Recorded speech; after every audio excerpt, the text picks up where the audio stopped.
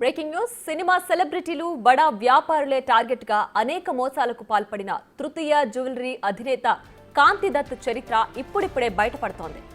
కాంతి దత్ మీద మాదాపూర్ పోలీస్ స్టేషన్లో hit and run case నమోదైంది. ఈ ఏడాది జూలైన 14న తన కార్తో బైక్ను గుద్దేసి పారిపోయాడు కాంతి దత్. అప్పుడు 10 రోజుల తర్వాత ఓ వీడియోతో ఈ వ్యవహారం బయటకొచ్చింది.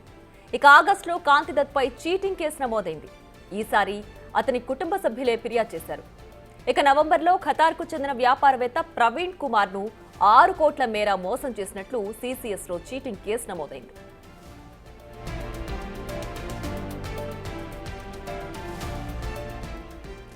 కాంతి దత్ ను మోసం చేసిన వారి లిస్టులో టాలీవుడ్ నుంచి బాలీవుడ్ దాకా బాధితులున్నారు. అందమైన హీరోయిన్లను సైతం మాయమాటలు చెప్పి నిండా ముంచేశాడు. తృతీయ జ్యువెలరీ అధినేత కాంతి దత్ పై జూబ్లీహిల్స్ పోలీస్ స్టేషన్లో కేసు నమోదైంది. కాంతి దత్ కు 14 రోజుల రిమాండ్ విధించింది కోర్టు. హీరోయిన్లు సమంత, కీర్తి సురేష్, పరిణితి చోప్రా, మహిళా వ్యాపారవేత్త శ్రీజారెడ్డి, డిజైనర్ శిల్పారెడ్డి అతని బాధితుల జాబితాలో ఉన్నారు.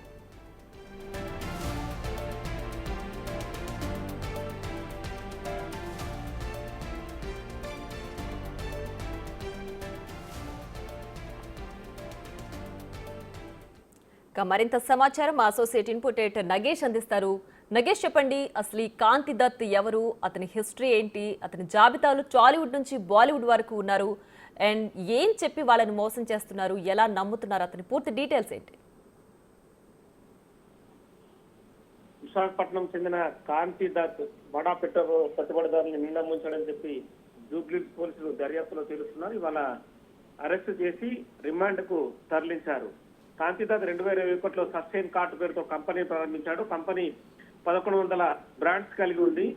ఈ ప్లాట్ఫామ్ అంటూ ఆ ప్రచారం కూడా చేస్తున్న పరిస్థితి. 100 కోట్ల రూపాయలను కార్పొరేట్ సెక్టర్ లో వసూలు చేశాడు. కంపెనీ లాభాల్లో ఉందని చెప్పి నమ్మకాన్ని కలిగించేందుకు కాంతి దత్ తప్పుడు లాభాలు, భారీ షేర్స్ విలువను కూడా పెంచి చూపడం వంటివి చేశారు. అంటే ప్రమోషన్ కార్యక్రమంలో భాగంగా సెలబ్రిటీలను, సినీ ప్రముఖులను ముఖ్య అతిథులుగా ఆహ్వానించి అందరినీ ఆకట్టుకునే విధంగా ప్రోగ్రామ్ చేసేవాడు. ప్రపంచ వ్యాప్తంగా దాదాపుగా $8 లక్షల కూడా వసూలు చేసినట్టుగా దర్యాప్తులో తేలుతోంది. 2023లో సస్టైన్ కార్డును మూసివేసి తృతీయ గోల్డ్ జ్యువెలర్స్ అనే ట్రేడింగ్ వ్యాపారం మొదలుపెట్టాడు. తృతీయ గోల్డ్ జ్యువెలర్స్ ద్వారా ప్రమోషన్ కోసం సినీ ప్రముఖులందరినీ అట్రాక్షన్ గా వాడుకున్నట్టుగా కూడా దర్యాప్తులో తేలుతోంది.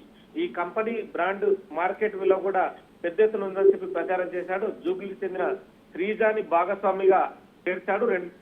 2.5 కోట్ల పెట్టుబడి పెట్టి ఆమెకు డైరెక్ట్ పదవిని కూడా అప్పచెప్పాడు. అంటే కంపెనీ లావాదేవీలపై శ్రీజ ప్రశ్నించడంతో ఆమె సంతకాన్ని కూడా ఫోర్జరీ చేసి ఆమె రాజీనామా చేసిందని ఆమెను ఆ కంపెనీ నుంచి తప్పించాడు. తదుపరి మిగతా సినిమా హీరోయిన్లు కూడా ఇలాగే Tollywood hero Keerthy Suresh sustain card ద్వారా కూడా ఆమెను కూడా చేర్చాడు. ఆమెను కూడా ఒక బ్రాండ్ అంబాసిడర్ గా చూపించారు. జ్యువెలర్స్ ఆవిష్కరణ కోసం మరో హీరోయిన్ పరిణితి చోప్రాతో కూడా పెట్టుబడి పెట్టించి ఆమెతో కూడా ప్రకటనలు చేయించి బడా పెట్టుబడిదారులు కూడా బోల్తా కొట్టించినట్టుగా కూడా పోలీసులు దర్యాప్తులో తేలుస్తున్నారు. ఇప్పటికే మినిస్ట్రీ ఆఫ్ కార్పొరేట్ కంపెనీ అంటే శాఖకు సంబంధించిన కేంద్రంలో కూడా కంప్లైంట్లు నమోదయ్యాయి. హైదరాబాద్ సిసిఎస్ తో పాటు పలు పోలీస్ స్టేషన్ లో కూడా కాంతి దత్ పైన కేసులున్నట్టుగా పోలీసులు తెలుస్తున్నారు. మొత్తానికైతే $5 లక్షల అమెరికా కూడా తనకు చెల్లించాలని చెప్పి కూడా కొంతమందికి లీగల్ నోటీసులు కూడా కాంతి దత్ పంపించాడు. కానీ ఇంకా లోతుగా దర్యాప్తు జరిపే అవకాశం కనిపిస్తుంది. కాంతి దత్ కు సంబంధించి రేపు కస్టడీ పిటిషన్ దాఖలు చేసి కస్టడీ పిటిషన్ ద్వారా ఇంకెంతమంది బాధితులు ఉన్నారని కూడా గుర్తించే పనిలో ఉన్నారు జూబ్లీ పోలీసులు.